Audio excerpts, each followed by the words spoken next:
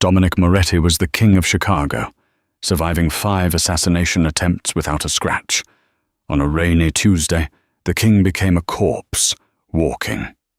His empire crumbled as he bled out on the grimy floor of a cheap 24-hour diner.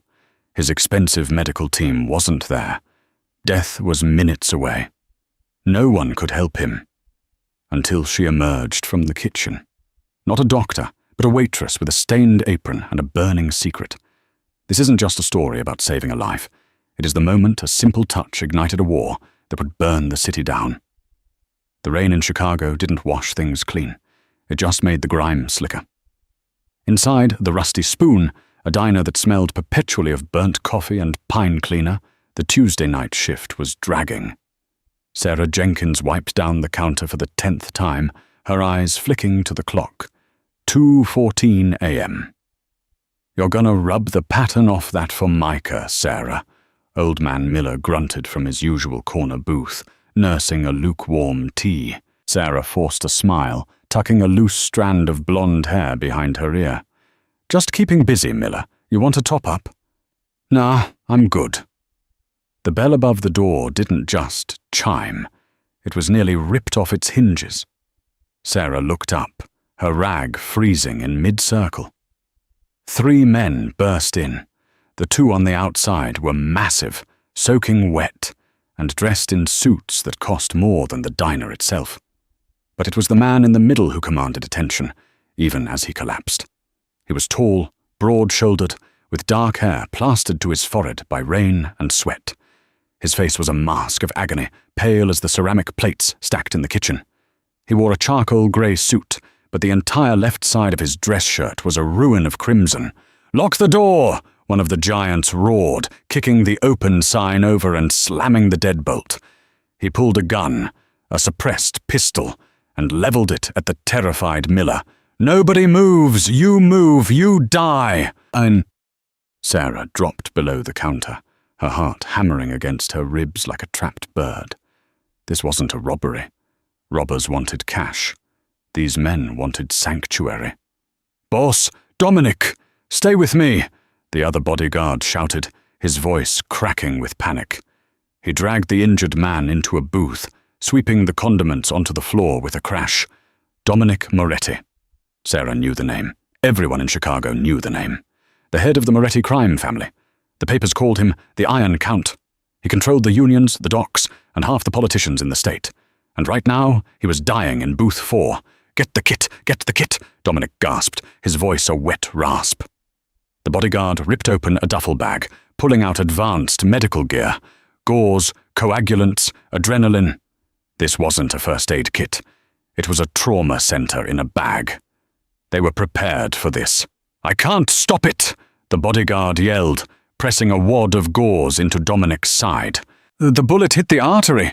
He's losing too much. Call the doc." "I did. He's 20 minutes out. He won't make it 20 minutes. Look at him." Sarah peeked over the counter. Dominic's eyes were rolling back. The grey of his skin was turning to an ashen blue. The blood wasn't just flowing. It was pumping out in rhythmic spurts that signaled arterial damage. The coagulant powder the bodyguard was dumping into the wound was washing away before it could set. "He's going into shock. Do something, Luca." "I am. It's not working. It's like his blood won't clot." Sarah felt a cold chill. Heparin, or something like it. Someone had dosed him with a thinner before shooting him. It was a guaranteed kill. If they didn't clamp that artery manually and neutralize the thinner within 60 seconds, the King of Chicago was dead. She looked at the back exit. She could run. She should run. Sarah Jenkins was a ghost, a waitress with no past.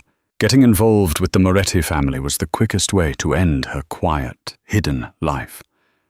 But then she heard a sound, a guttural, desperate groan from the dying man. It was the sound of a man who wasn't ready to leave the world yet.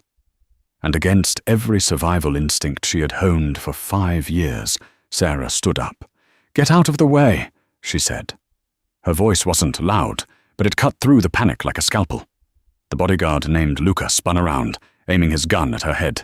"I said nobody moves, bitch!" "Shoot me, and he dies in 30 seconds, Sarah said, her voice steady, her eyes locked on Lucas. She walked out from behind the counter, hands raised but palms open. He's been dosed with an anticoagulant. Probably warfarin, or a synthetic derivative. Your clotting powder is useless. He needs a tourniquet high on the axillary line and manual pressure on the subclavian artery. Now." Luca blinked, the gun wavering. "What? Move!" Sarah barked, dropping the Waitress persona entirely. She shoved past the 250-pound hitman. He was so stunned he let her.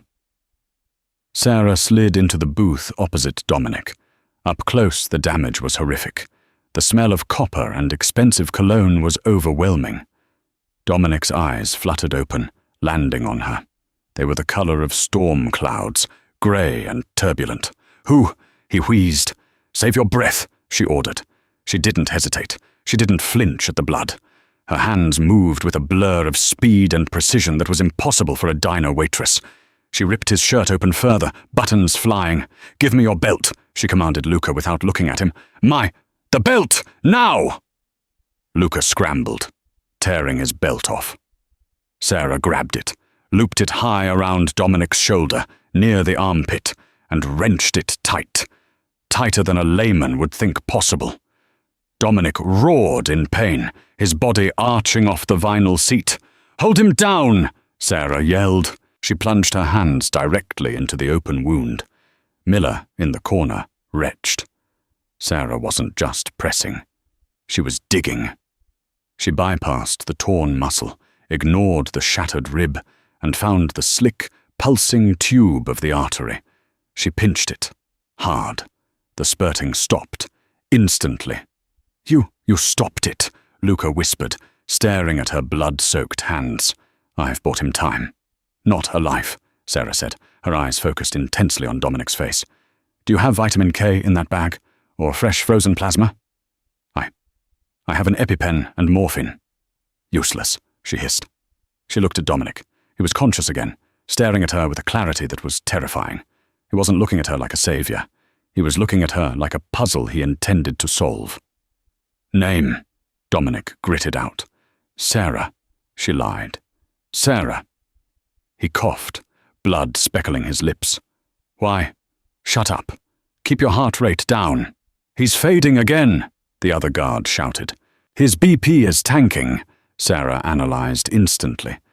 She looked around the diner. She needed a way to counteract the thinner or boost his volume. She saw the soda fountain. "Get me the salt shakers, all of them. And water. Warm water." "Salt?" "Saline solution. It's a jury rig, but he needs volume or his heart will pump air." For the next 10 minutes, the diner transformed into an operating theatre. Sarah Jenkins, the quiet girl who made terrible latte art, commanded 2 of the most dangerous hitmen in the city, like they were first-year residents. She mixed a saline solution, used a coffee straw and duct tape to stabilize the entry wound, and held the artery pinched with a grip strength that defied her frame. Sirens wailed in the distance. Not police, the Moretti private ambulance. As the paramedics burst in, Sarah finally pulled her hands back. She was covered in crimson up to her elbows. The lead paramedic took one look at the tourniquet and the packing. "Who did this?" "She did," Luca said, pointing at Sarah. The paramedic checked Dominic's pulse. "It's weak but stable. This clamp job. It's perfect." "You saved his life, miss." They loaded Dominic onto the stretcher. As they strapped him in, he reached out, his bloody hand gripping Sarah's wrist. His grip was surprisingly strong. "You don't leave," Dominic rasped, his eyes locking onto hers. "Luca, she comes with us." Sarah went cold. "No, I saved you. Let me go." Dominic shook his head, a dark smirk touching his pale lips. "You saved the king. Now you belong to the kingdom." He passed out. Luca turned to Sarah. The gun was back in his hand, though he looked apologetic. "Sorry, Miss Sarah. Boss's orders. You're coming with us." The Moretti estate was not a house. It was a fortress disguised as a Tuscan villa, planted in the middle of the Illinois countryside. Sarah had been escorted, thrown, into the back of an SUV, her phone confiscated, her apron still tied around her waist.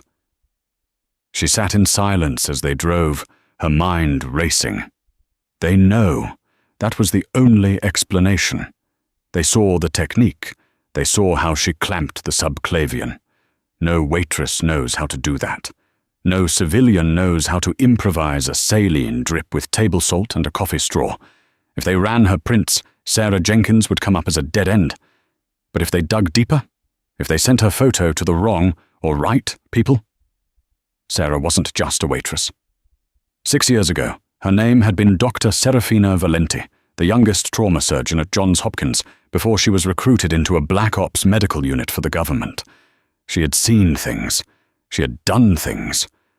And then, she had stolen evidence of a war crime and run. The SUV crunched over gravel and came to a halt. "Out," Luca said. He was gentler this time, and hey, thanks, for back there, one. Sarah ignored him. She stepped out into the cool night air. The rain had stopped.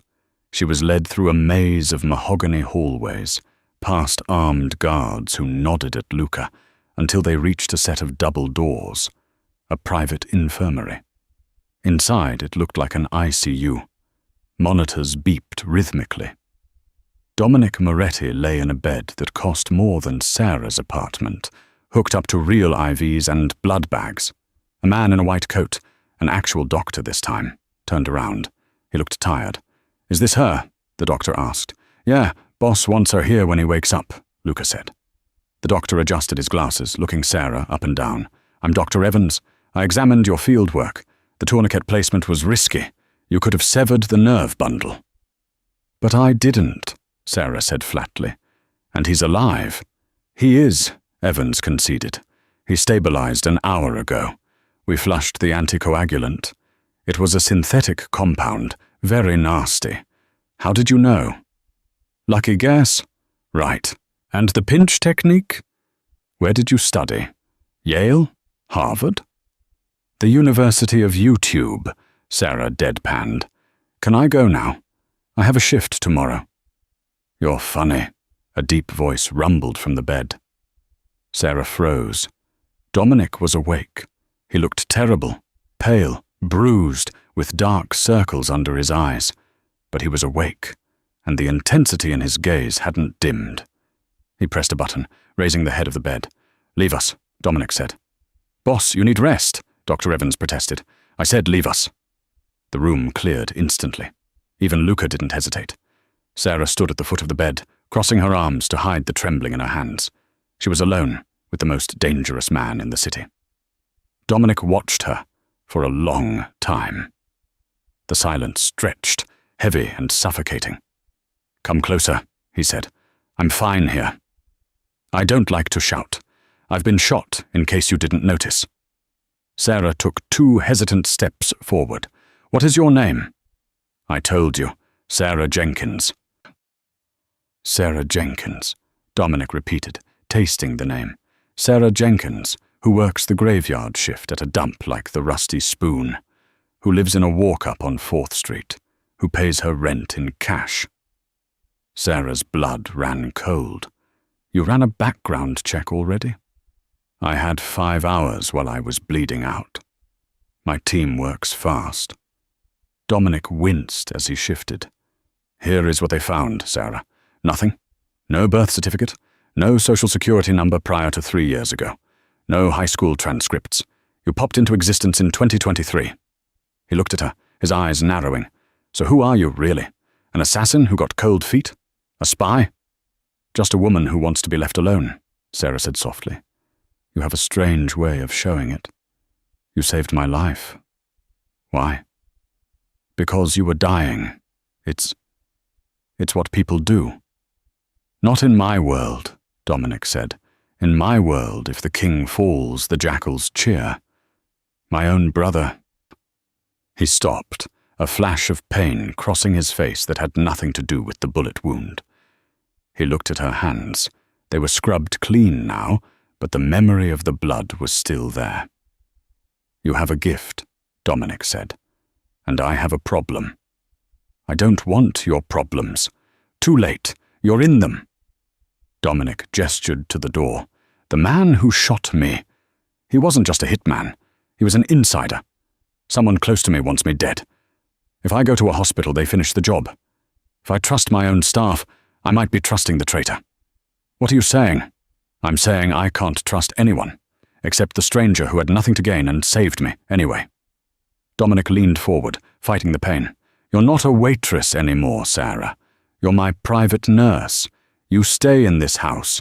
You watch my meds. You check my food. You make sure nobody puts a needle in me unless you say so. I'm not doing that, Sarah snapped. I'm not your property. This is kidnapping. Call it what you want, Dominic said calmly. But here is the deal. You stay, I pay you $10,000 a week. You help me find out who tried to kill me. Once I'm safe, you walk away. With enough money to disappear for real this time. Sarah hesitated. $10,000 a week. That was freedom. That was a new identity in Europe. And if I say no, Dominic's expression hardened. Then I release you, but I can't guarantee your safety. The men who shot me saw your face. They know you saved me. They know you're the reason their coup failed. If you walk out that door, Sarah, you're a loose end, and loose ends get cut. It was a threat, wrapped in logic. He was right. The moment she intervened, she had painted a target on her back. Sarah looked at the man in the bed. He was manipulative, dangerous, and cruel. But there was something else in his eyes. Desperation. He was a king alone in a castle full of traitors. Fine, Sarah said, her voice tight. I'll stay until you're recovered. Dominic smiled. It transformed his face, making him look devastatingly handsome, despite the trauma. Good choice, Dr. Sarah. Just Sarah. We'll see. Dominic closed his eyes, his energy spent. Now check my vitals. I feel dizzy. Sarah stepped up to the monitor. She checked the drip. She placed a hand on his forehead, checking for fever. Her skin brushed his. Dominic's eyes opened instantly. The contact was electric. Sarah pulled her hand back as if burned. Your temp is normal, she stammered. Strange, Dominic murmured, drifting off to sleep, because I feel like I'm burning up. The morning sun hit the marble floors of the Moretti estate, but it brought no warmth. The house was a mausoleum of cold stone and colder stairs. Sarah had spent the last 3 days in a guest room adjoining Dominic's suite. She hadn't slept more than 2 hours at a stretch. Every beep of the heart monitor, every footstep in the hall, jerked her awake. She walked into Dominic's room with a tray of broth and a fresh IV bag. He was sitting up, reviewing documents on a tablet with a scowl that could curdle milk. You're supposed to be resting, Sarah said, setting the tray down, not running a criminal empire. Dominic didn't look up. The empire doesn't pause for gunshot wounds, Sarah. If I stop, the sharks circle, and right now the water is full of blood. He looked better. The color had returned to his face, replacing the deathly gray with a healthy, if pale, olive tone. But the bandages around his chest were a constant reminder of how close he'd come to the end. Eat, Sarah ordered. Dominic raised an eyebrow. You're bossy for a hostage. I'm not a hostage. I'm a $10,000 a week consultant, and I can't consult if the client dies of starvation. Dominic chuckled, a low rumble that made Sarah's stomach do a strange flip. He reached for the spoon, but his hand trembled. The weakness frustrated him. She could see the anger flare in his eyes. Let me, Sarah said softly. Before he could protest, she took the bowl. She fed him, the intimacy of the act thick in the air. For a man who controlled the city, he looked surprisingly young in that moment. Vulnerable. The door burst open. A man strode in, wearing a suit that screamed Italian designer. He looked like Dominic, same dark hair, same sharp jaw, but his eyes were lighter, shifting and restless.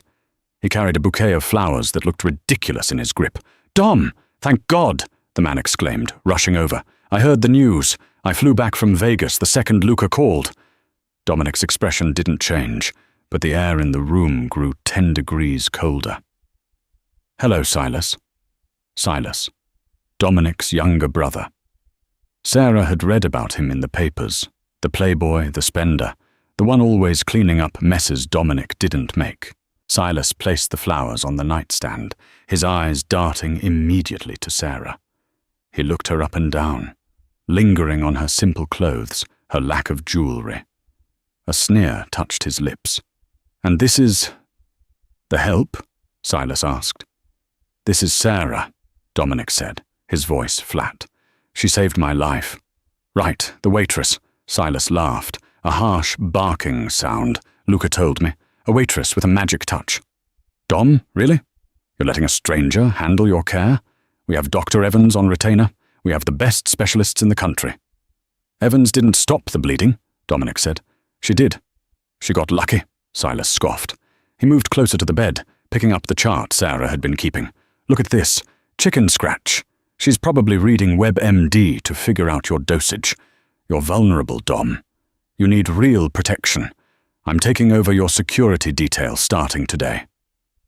"No," Dominic said. "Dom, listen to me, why?" "I said no, Silas." Dominic's voice wasn't loud, but it had the weight of a gavel strike. "Luca stays on the door. Sarah stays on the meds. You stay on the books." Silas's jaw tightened. For a second, Sarah saw pure, unadulterated hatred flash across his face. It was gone in an instant, replaced by a mask of brotherly concern. "Fine, whatever you want, brother. I just want you safe." Silas turned to leave, but paused at the door. He looked at Sarah. "You watch yourself, waitress. One mistake, one slip-up, and you answer to me." He slammed the door. Sarah let out a breath she didn't know she was holding. "He hates you." "He loves me," Dominic corrected, staring at the closed door. "But he loves the throne more." "Is he the one?" Sarah asked quietly. "The one who ordered the hit?" Dominic looked at her. "Silas is ambitious, but he's not stupid. Killing me starts a war he can't win." "No. This feels different. The shooter knew exactly where I'd be. He knew the route. He knew the security gaps." Dominic winced, grabbing his side. "Pain?" Sarah asked, instantly professional. "A little. It burns." "Let me check the dressing." Sarah moved the sheets aside. She peeled back the bandages gently. The wound was clean, stitching holding perfectly. But the skin around it... Sarah frowned. "What?" Dominic asked, seeing her expression. "The skin," she murmured. "It's irritated, redder than it should be for day 3, and there's a smell. Not infection. Infection smelled like rot. This smelled sweet, like almonds." Sarah's heart stopped. She leaned in closer, sniffing the wound, then the IV line. She traced the line back to the bag hanging on the stand. It was a standard saline bag, sealed, but upon closer inspection she saw a tiny, almost invisible puncture mark near the injection port. "Don't move," Sarah whispered. She ripped the IV line out of his arm. "What the hell? Quiet!" She grabbed the bag, holding it up to the light. There was a faint, oily swirl inside the clear liquid. "What is it?" Dominic demanded, sitting up despite the pain. "Cyanide," Sarah said, her voice trembling. "Or a derivative. Someone injected it into the saline bag. It's diluted, so it wouldn't kill you instantly. It would look like cardiac arrest brought on by trauma. Natural causes." Dominic stared at the bag. Then he looked at the door where Silas had just exited. "Silas brought the flowers," Sarah said, her mind racing. "But he didn't touch the IV. He wasn't near it." "No," Dominic realized, "but the nurse who set this up this morning. That was Evan's assistant. We can't trust the medical staff," Sarah said. "None of them. Dominic, you're not safe here. This house isn't a fortress. It's a trap." Dominic's face hardened into stone. The vulnerability was gone. The king was back. "Lock the door," he ordered, "and give me my phone." By nightfall, the atmosphere in the estate had shifted from tense to suffocating. Dominic had made one call, and within an hour, the regular house staff had been dismissed. Only Luca and 3 other men Dominic trusted with his life remained. Sarah had moved Dominic to a different room, the library. It had no windows large enough for a sniper, and only one heavy oak door.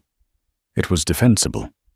She was currently testing every bottle of water and every scrap of food with a portable chemical kit she had demanded Luca buy from a university lab supplier. "Clean," she muttered, handing Dominic a bottle of water. Dominic took it, watching her. "You know your chemistry, Sarah." "High school science class," she lied, not looking at him. "You're a terrible liar." Sarah froze. "I had Luca dig deeper," Dominic said softly. "He ran your face through international databases. Not criminal ones. Academic ones." Sarah slowly set the testing kit down. She didn't turn around. "Dr. Serafina Valenti," Dominic read from his tablet. "Graduated top of her class at Johns Hopkins. Board certified in trauma surgery and toxicology. Recruited by the Department of Defense 3 years ago. Then vanished. Presumed dead in a helicopter crash in Syria." He paused. "You're a ghost, Sarah." Sarah turned around. Her face was pale, her eyes blazing. "If you know who I am, you know why I can't be here. You know that if they find me, your Mafia war will look like a playground fight." "Who is they?" Dominic asked. "The government?" "A splinter group," Sarah said, her voice dropping to a whisper. "Project Asclepius. They were testing illegal biological weapons on civilians in conflict zones. I found out. I tried to smuggle the data out. They killed my team. I was the only one who made it to the chopper, and I crashed it on purpose to fake my death." Dominic stared at her. For the first time, he looked impressed. Truly impressed. "You're not just a doctor," he mused. "You're a soldier. I'm a survivor. And being near you puts a spotlight on me. And being near you keeps me alive," Dominic countered. He stood up, wincing but steady. He walked over to her, invading her personal space. He smelled of antiseptic and power.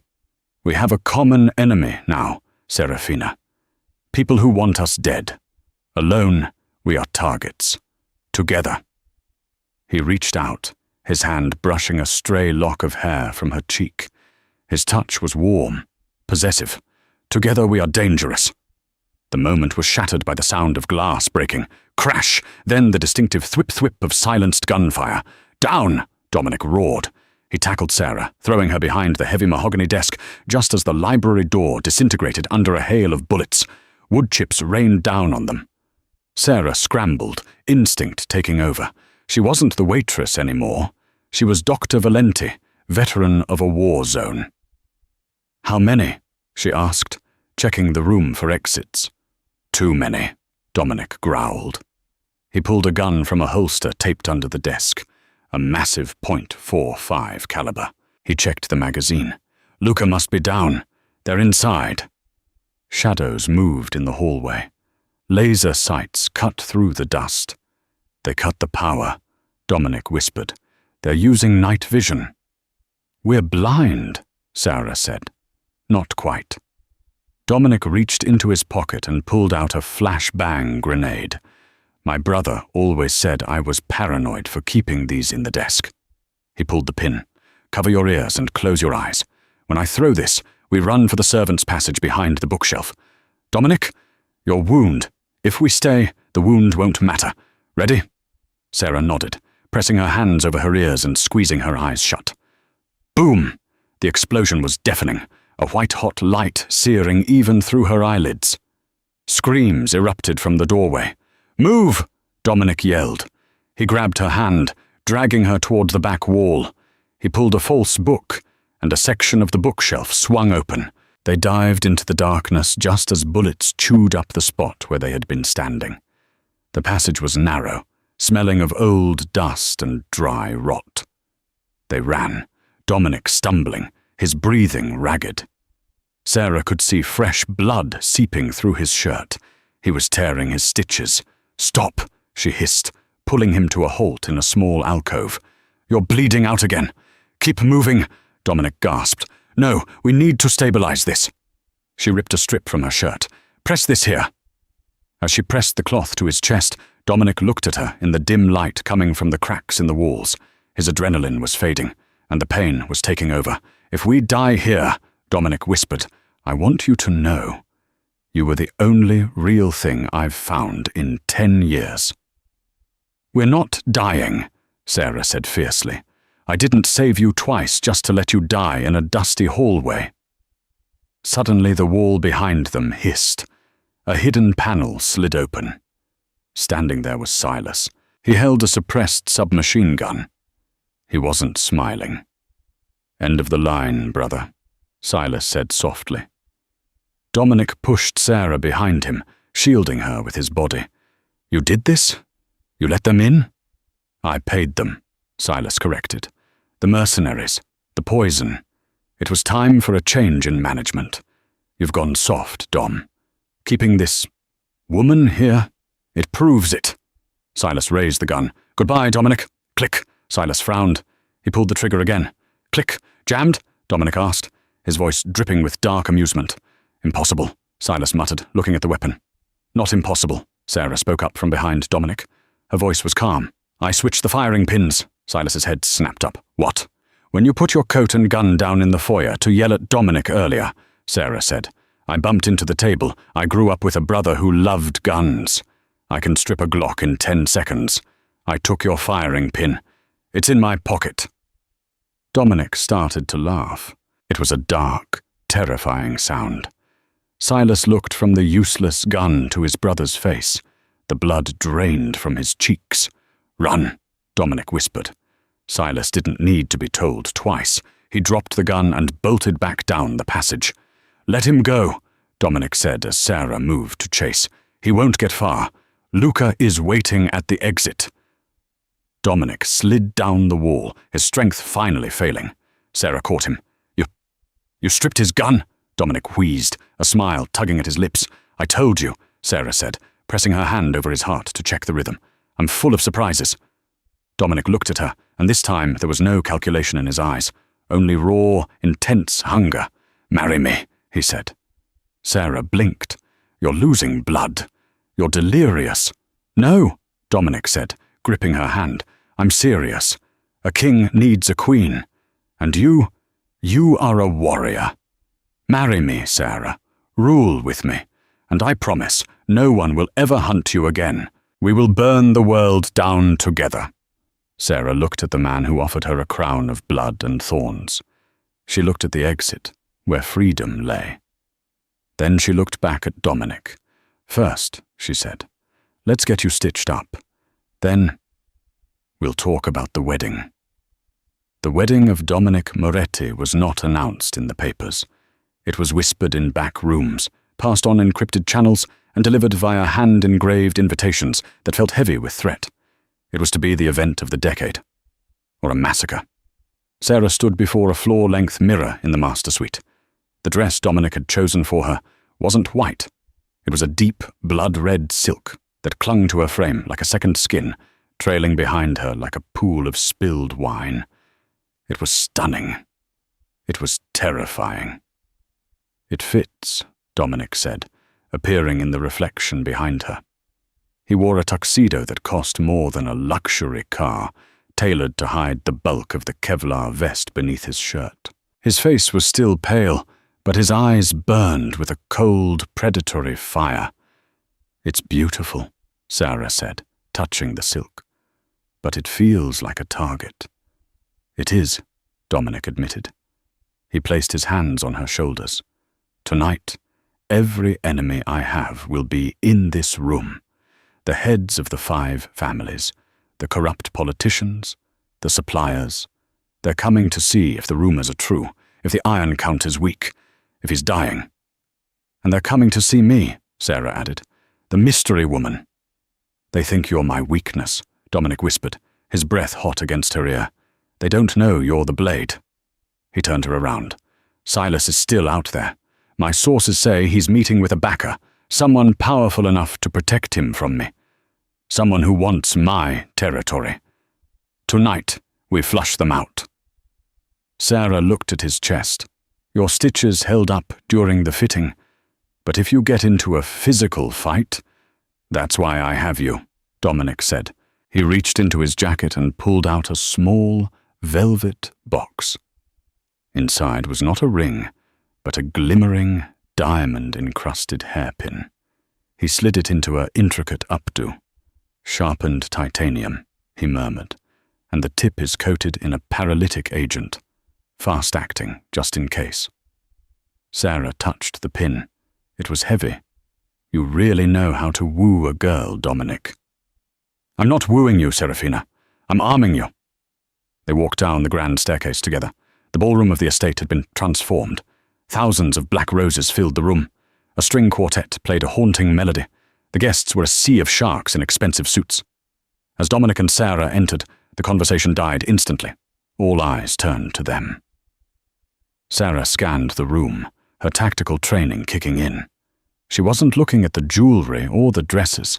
She was looking at hands, pockets, exits.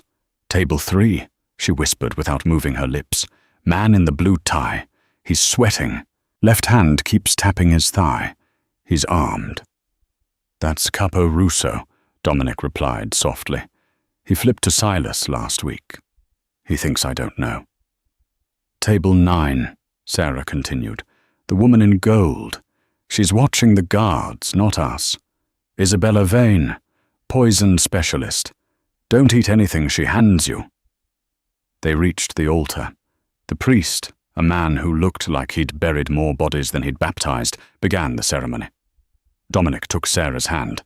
His grip was iron hard. Do you, Dominic, take this woman? I do, Dominic said, his voice echoing in the silent hall. And do you, Sarah? Sarah looked at the crowd. She saw the greed in their eyes. She saw the calculation. They were waiting for the moment to strike. They thought this was a funeral for Dominic's empire. She looked back at Dominic. He wasn't looking at the crowd. He was looking only at her. In his eyes, she saw a reflection of her own broken, dangerous soul. I do, she said. Thus and then by the power vested in me. Boom! The double doors at the back of the ballroom slammed open. Silas stood there. He wasn't hiding anymore. He was flanked by 6 men in tactical gear, carrying military-grade assault rifles. But it wasn't Silas who drew the room's attention. It was the man standing next to him, a man in a pristine grey suit, with silver hair and a smile that didn't reach his eyes. Sarah's blood turned to ice. She stopped breathing. It was Senator Sterling, the director of Project Asclepius, the man who had ordered the experiments, the man who had killed her team. Sorry to interrupt the happy couple, Sterling announced, his voice smooth and cultured. But I believe the groom is sitting in my chair. Dominic turned slowly. He didn't look surprised. He looked satisfied. Senator, Dominic said, you're late. We started without you. The silence in the ballroom was absolute. Even the string quartet had frozen, bows hovering over strings. You know who this is? Dominic asked Sarah quietly, though his eyes never left Sterling. He's the one, Sarah whispered, her voice trembling with a rage she hadn't felt in years. He ran the black site. He's the reason I'm a ghost. I know, Dominic said. Sarah looked at him sharply. You knew? Why do you think I sent the invitation to his private office? Dominic smirked. I didn't just set a trap for my enemies, Sarah. I set one for yours. Sterling walked down the aisle, his mercenaries fanning out. Guests screamed and scattered, overturning tables. The 5 families' bosses retreated to the walls, watching. This was a challenge for the crown. They would back the winner. Dominic, Dominic, Sterling tutted, shaking his head. You have spirit. I like that. It's why I offered to buy your distribution routes, but you refused. You said you didn't move dirty product. I don't sell biological weapons, Dominic said coldly, and I don't work for government spooks who experiment on children. It's called progress, Mr. Moretti, Sterling said. He looked at Sarah. And look what we have here. Dr. Valenti, my wayward star pupil. You cost me billions when you stole that data drive, Serafina. I cost you a promotion, Sarah corrected, stepping forward. The fear was gone. She was the surgeon now, and Sterling was the cancer, and I sent the data to The Hague. They're building a case. The Hague is slow, Sterling laughed. My bullets are fast. He gestured to Silas. Kill him. Take the girl alive. I want to know where the backup drive is. Silas raised his weapon, a manic grin on his face. Goodbye, big brother. For real this time. Now! Dominic roared. The room exploded into chaos, but not the way Silas expected. The priest pulled a shotgun from beneath his robes and blasted the two nearest mercenaries. The waiters dropped their trays, revealing Uzis strapped to the undersides, and opened fire on Sterling's men. Dominic kicked the altar over, dragging Sarah behind the heavy marble slab as bullets chipped away the stone. You weaponized the wedding party, Sarah shouted over the gunfire. I told you, Dominic yelled back, firing his .45 over the top of the altar. I plan ahead. It was a war zone. Crystal chandeliers shattered, raining glass down on the combatants. The guests were cowering under tables. Silas is flanking right, Sarah warned, spotting him moving through the smoke. I'm out of ammo, Dominic growled, ejecting his magazine. Cover me, Sarah said. What? Cover me. Sarah didn't wait. She vaulted over the marble altar. She was a blur of red silk and deadly intent. Silas saw her coming and swung his rifle, but Sarah was faster. She slid across the polished floor, the silk of her dress hissing, and kicked his legs out from under him. Silas hit the ground hard. He scrambled for his gun, but Sarah was on him. She didn't punch him. She didn't strangle him. She pulled the diamond hairpin from her hair. This is from Dominic, she hissed. She jammed the pin into Silas's neck. Silas gasped, his eyes going wide. He tried to scream, but his throat muscles locked instantly. The paralysis spread in seconds. He slumped to the floor, eyes open, fully conscious, but unable to move a muscle. Don't worry, Sarah whispered. It's not lethal. Dominic wants to have a conversation with you later. Dr. Valenti, Sarah spun around. Senator Sterling was standing 10 feet away, a small silver pistol aimed at her heart. His mercenaries were dead or pinned down. It was just him. You are a plague, Sterling spat. I should have had you liquidated in Syria. You tried, Sarah said, standing tall. You missed. I won't miss now. Sterling tightened his finger on the trigger. Bang! Sterling jerked. A look of surprise crossed his face. He looked down. A red flower was blooming on his white shirt, right over his heart. He collapsed. Behind him stood Dominic Moretti. He was leaning heavily against a pillar, his own gun smoking. He was bleeding from a fresh graze on his cheek, his tuxedo ruined.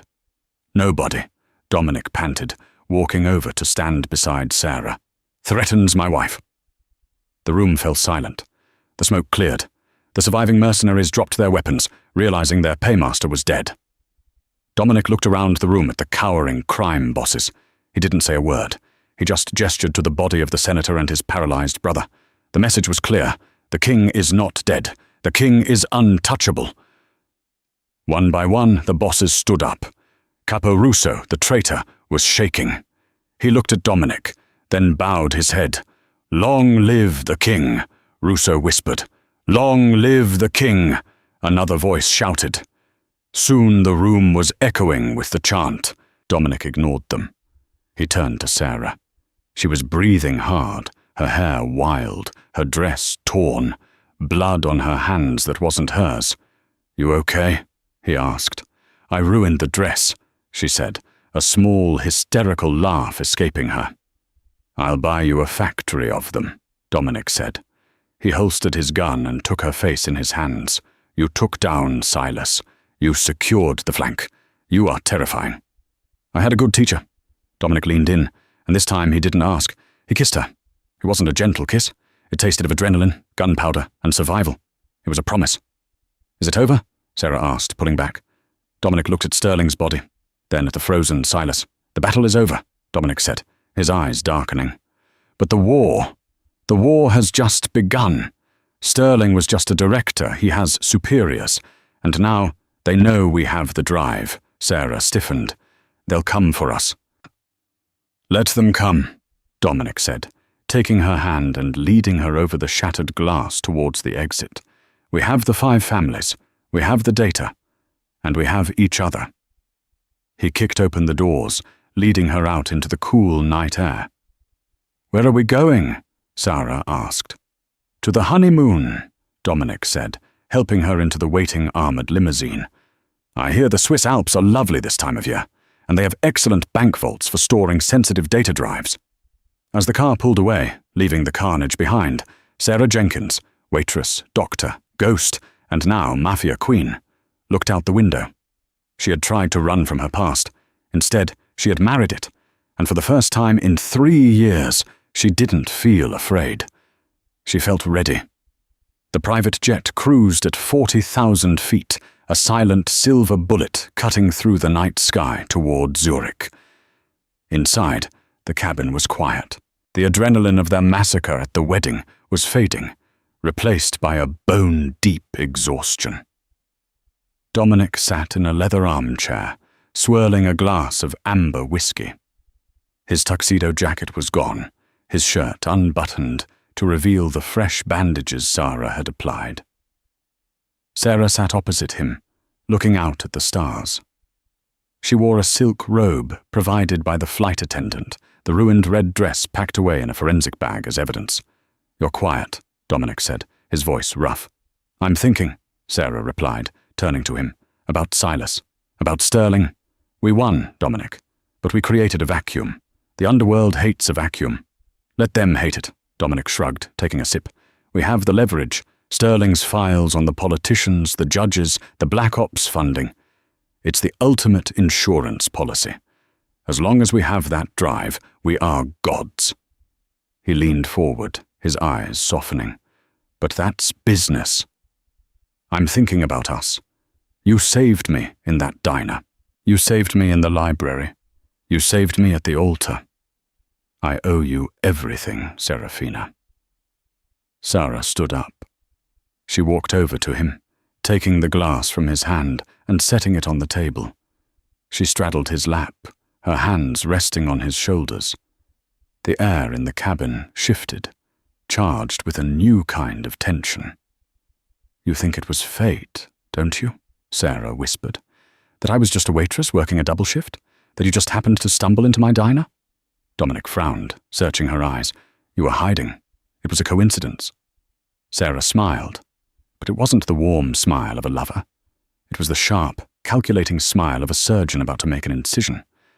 "Dominic," she said softly, "I'm a strategist. I don't believe in coincidence." She leaned in closer, her lips brushing his ear. "I didn't just work at the Rusty Spoon. I bought the building through a shell company 6 months ago. I knew Silas was planning a coup. I knew he was poisoning your supply chain. I had tapped his phone weeks before he made the call to the hitmen." Dominic stiffened beneath her. "What are you saying?" "I'm saying I knew where the hit was going to happen," Sarah confessed, pulling back to look him in the eye. "I knew they would ambush you on 4th Street. I knew the only place open with a back exit was my diner. I was waiting for you, Dominic." Dominic stared at her.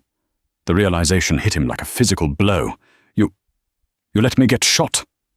"I needed you desperate," Sarah said, her voice devoid of apology. "I needed you vulnerable. If I had just walked up to the great Dominic Moretti and asked for help against Project Asclepius, you would have laughed. You would have seen me as a liability." She traced the line of his jaw. "But a savior? A mysterious woman who pulls you back from the brink of death? That creates a bond. That creates debt. I didn't just want your protection, Dominic. I wanted your loyalty. I wanted your army. So I let them shoot you, and then I made sure I was the only one who could fix you." Dominic remained silent for a long moment. He looked at the woman he had just married. He saw the cold calculation, the brilliance, the utter ruthlessness. He should have been furious. He should have been terrified. Instead, a slow, dark grin spread across his face. He wrapped his hand around the back of her neck, pulling her down until their foreheads touched. "I thought I married a doctor," Dominic whispered, his voice filled with twisted admiration. "But I married a monster." "Are you angry?" Sarah asked. "Angry?" Dominic laughed, a low, dangerous sound. "Serafina, I've spent my whole life looking for someone who understands that power isn't given. It's taken. You didn't just take my life. You engineered it." He kissed her, hard and possessive. "You really are the queen," he murmured against her lips, "and God help anyone who tries to take our throne." Sarah smiled against his mouth. "They can try, Dominic, but we have the antidote to everything." As the jet began its descent into the Swiss Alps, the king and queen of the underworld sat together in the dark. They weren't heroes. They weren't villains. They were survivors who had found their perfect match in the chaos, and the world was about to burn. And that is the twisted, dark romance of Dominic and Sarah. In the end, it wasn't fate that brought them together. It was a master plan. Sarah wasn't just a damsel in distress. She was the architect of her own salvation, using the Mafia king as her pawn until she became his queen. It makes you wonder, in a world of killers and thieves, is there really such a thing as an innocent victim? Or is everyone just playing the long game? I want to know what you think. Was Sarah wrong for letting Dominic get shot just to gain his trust? Or was she a genius for doing whatever it took to survive? Let me know in the comments below. I read every single one. If you enjoyed this story of betrayal, medical thrillers, and mafia justice, please smash that like button. It really helps the channel grow. And if you haven't already, hit subscribe and ring the bell so you never miss the next part of our storytelling saga. Thanks for watching, and I'll see you in the next story.